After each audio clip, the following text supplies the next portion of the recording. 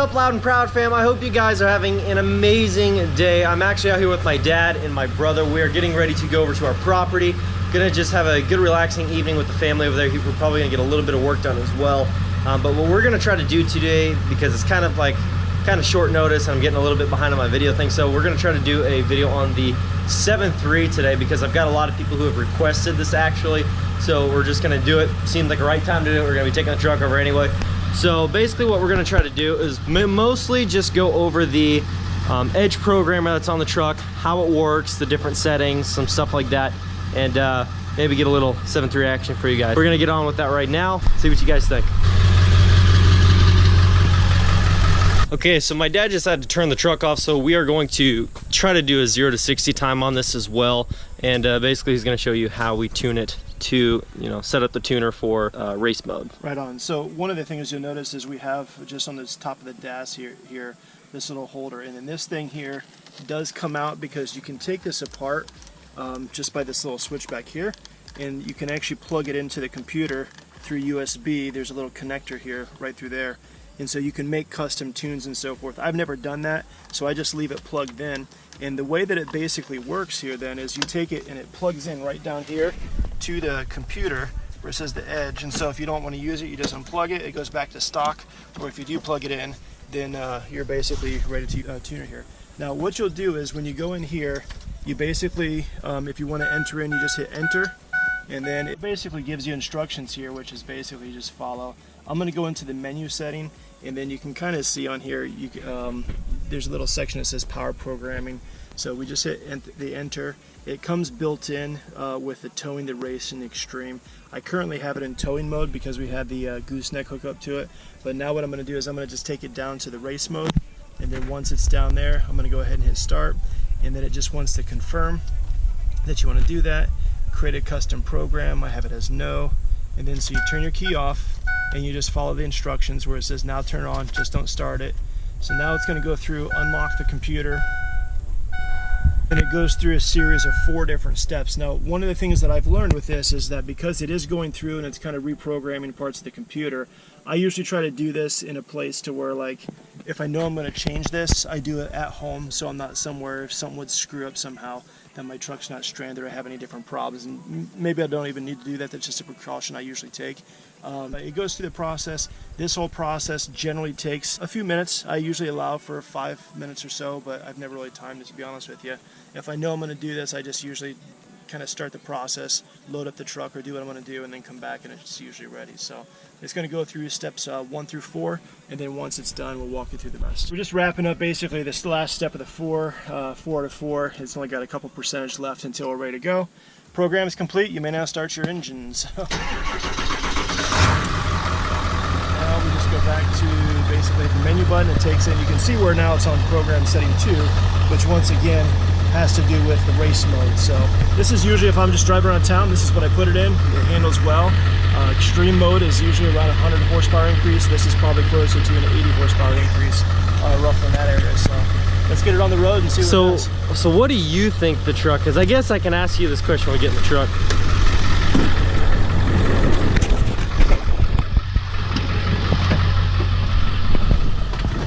So if you were to take an educated guess as to how much horsepower the truck's pushing between this tune, the exhaust, the air intake, all that stuff, and the truck bone stock off the lot back in the day, they say it was like 245 horse. Okay, so if you have it in setting 2, you had 245 plus the approximate 80. Air intake, they advertise it as about 30 to 35 increase in horsepower, and then whatever the basically the pusher system as well as in the exhaust that is, I don't know what they have. 10 to 15 is what they usually say. Like I was telling them, like between intake, exhaust, and the tuner, you're probably looking at just shy of 400 running in race mode. I mean, yeah, you could look at it like that. You could look at it as 600 less than 1,000. Yeah, whatever floats your boat. And then when we get a little bit closer to our property, we might actually test a 0 to 60 test on the truck.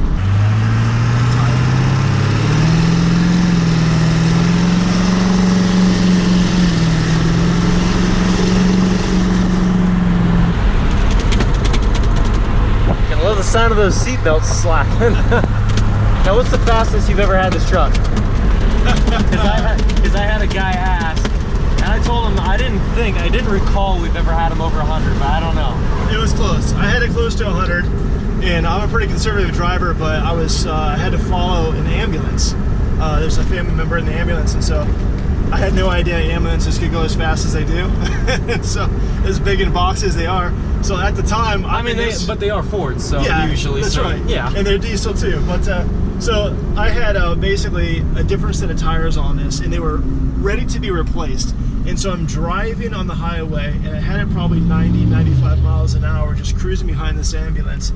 And then my tonneau cover, the truck starts rattling because the tires must have needed a balance. And then my tonneau cover literally just flies off the back of the truck.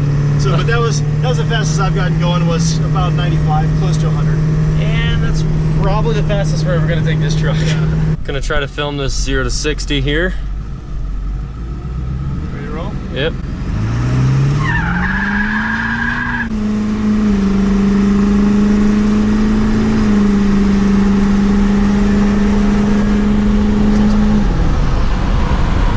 Now it's not an Audi R8. That's for sure. But 9.6 seconds. Tires screeching. Let them bald eagles fly, man. I mean, it got us going. Washer in the back, gas tank's probably spilling over in the back. My adrenaline's going. 9.60. That's funny. That's reaction. That's all natural reaction there, though, for that. I don't know if we've actually sat down and done a 0 to 60 in this truck ever. Like, never. But because usually, like, he does not beat on his trucks ever. Pretty conservative. Yeah, so he did it for the views, so you better subscribe. Anyways, 9.60 on the dot. And I was just looking at the speedometer, and as soon as it touched 60, I just hit it. So pretty spot on, 9.6. So I don't know if that's good or bad, but all I can say is it seems to be pretty close to where it should be, given the age of the truck, the horsepower numbers it's pushing, the weight of the vehicle. I mean, we got some weight reduction going on with this one now. I mean, the rust is starting to kick in pretty heavy. So tires are balling. It's cutting weight. It's cutting weight recently. So, but yeah, I don't know if that's good or bad. So I'm not going to say much on that. But 9.6. That's a 0 to 60. What'd you think of that, though, when you first put it down? Like the feeling of it? It's fun. You know, it's not something I do every day, but to feel the tires spinning back there and making some noise, it's not our everyday thing, so I enjoyed it. Yeah, so the tires screeching, you just see black. I was gonna film this, but I only have one camera, black smoke going out. Like, it's fun. It's good times, good times. I was spinning for like a second. Yeah, and that probably technically, I'm not gonna be too whiny butthurt because I don't really care that much, but the tires were spinning back there for probably a they're not good quite, second. Melty rubber right quite yet. Yeah, they're not quite like warm street tire crap like that. You know, ready to go. They're just, you know, mud terrains, all this drag with these massive mud flaps. But let me show you some weight reduction we got going on here, right there. I don't know when it was when these rockers started to rust out, but it seemed like the last like 2 years is when it really started, because they weren't too bad until it just started going on this truck. So well, a couple years back we had wheel wells are starting to rust off, which is why we did this. yeah, Had I have had these on I just had bought these new wheels and tires, otherwise I would have got bigger right from the get-go. But since I didn't, and then I decided to put these on, I did have the body shop go through the bottom of the truck. And so we didn't really notice it until, that was back in 2011 when I had that done. So I just had the bottom repainted in 2011, but it's a farm truck. it's a farm truck. It's a farm truck. It's out of Texas, but we've had it here in a northern area of the country now for most of its life. So We got the daily driver, the KingRanch for luxury. We got the first gen because it's just a classic, and then we got just the workhorse 7.3. Right. Just a workhorse 7.3. Everybody, yeah, everybody who knows these trucks, they know that these trucks are just, they freaking just run forever. They pull like anything. And we've had some sketchy loads behind this thing. You remember the one that Fred did that was 7 small squares high?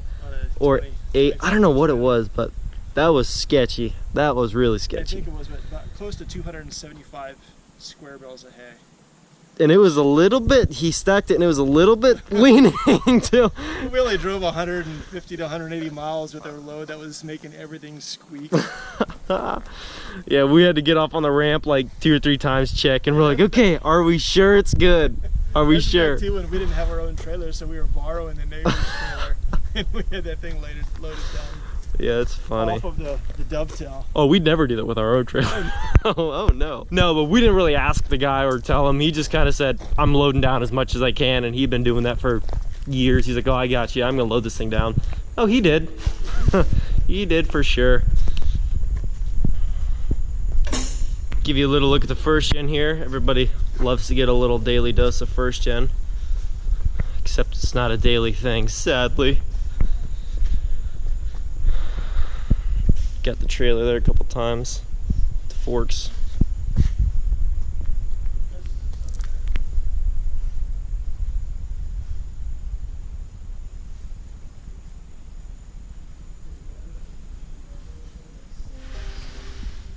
Okay, so we're gonna try something that my dad saw on YouTube in his feed the other day, so he wants to try it out. Yeah, so I was scrolling through YouTube and I was looking for different stuff regarding like fireplace inserts, that kind of thing. And one of the things that came up in my feed was how to make your own composite firewood. So basically free heat. And I thought, hey, this is kind of cool, because in my office I literally have bags of this scrap like every day, just tons of shredded material. And on that topic at your office, because I get people asking all the time, why isn't your dad in every video? Why isn't your dad in every single? I'm like, my dad's a busy dude, okay? He's a business owner. He's fully at work almost all the time, so that's why you don't see him in every single video hanging out. So it's just one of those things anyhow. So he's got lots of shredded paper So all different things. This video that I saw was basically how to make those composite fire bricks. And so what the guy did, and I thought we would just try it out here, it was they just take junk mail, any like old newspaper, stuff like that, and they just stick it in the bucket, and then they just pour water on it and soak it. And then the next step would be to, and I'll walk you through this as we go because this is going to be an experiment for us. But we have no reason not to trust the dude from Canada on YouTube. It seems like a pretty legit guy. Yeah, I mean, it's on the internet. So we're going to put this in here, and then basically what we're going to do is we're going to soak this shredded paper in water, and then we want to turn it into like a paper mache kind of a thing, mix it up, and then eventually get to the point of fire logs. So let's give it a shot, see what happens. You just mix water and paper. Paper kind of absorbs as much water as it can when it just sits there and soaks, and it almost like forms together as like, you kind of, like when you pour it out, you kind of form it kind of like how you want it, and then it should dry out, and then get what you can get. So we'll get to that point. Okay, and now we wait. Stand back, it's getting kind of crazy.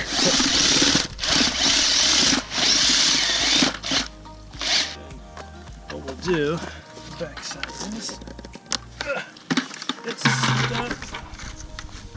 What do we do now? It's not going to work. So what we're doing is we're pushing the bucket that's stuck down even more. We figure that's a good idea. And now we're blending it up for some reason. Okay, now. I didn't say anything, they're already laughing. But basically, we don't have the fancy little form thingies, okay, like them other dudes. It's what we're doing. Besides this picture, that looks completely wrong.